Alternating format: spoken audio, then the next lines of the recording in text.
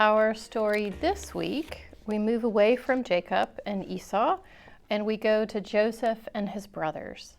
This is also in the book of Genesis, chapter 37, verses 1 through 36. Every family has stories they like to tell over and over. This story and the next two are ones that God's people have passed down for many years. They tell the story of Joseph and his brothers. Jacob and his family lived in Canaan. It was the land God promised Abraham and Isaac.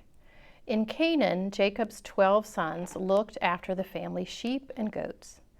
Of all his sons, Jacob loved Joseph the most. Jacob gave Joseph a fancy, long-sleeved robe that could be worn if you weren't working in the fields.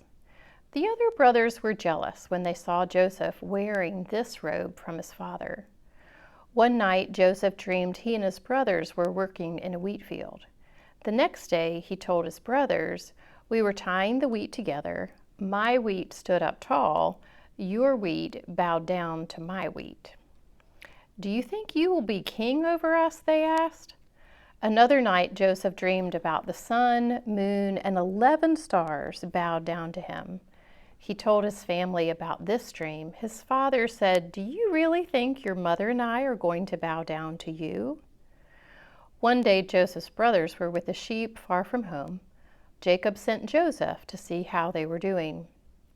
When his brothers saw him coming in his fancy robe, they remembered Joseph's dreams. They didn't want Joseph, his dreams, or his special robe around anymore. They said to each other, "Let's get rid of him." But Reuben, the oldest, said, "But we're not going to kill him." The brothers grabbed Joseph, tore off his special robe, and threw him into an empty well. They weren't sure what to do with him. Then they saw a group of traders on camels coming to them. That gave Judah an idea. "Let's sell Joseph to the traders," Judah said. "They will take him far away from us." All the brothers thought it was a good idea. The traders paid for Joseph and took him to Egypt. With Joseph gone, the brothers thought they would be happy. The brothers knew their father would be worried. They took Joseph's special robe and rubbed it in the dirt. They took the robe to their father. He cried, "It is Joseph's robe. A wild animal has attacked him." Jacob cried and cried. No matter what his sons did, Jacob was sad. He was sadder than they had ever seen him.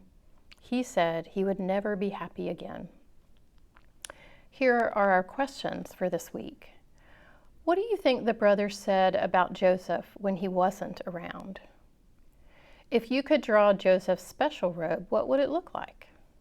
And the last one, do you ever feel angry or jealous because someone has something that you don't have? What do you do about it? I hope you have a really good week this week.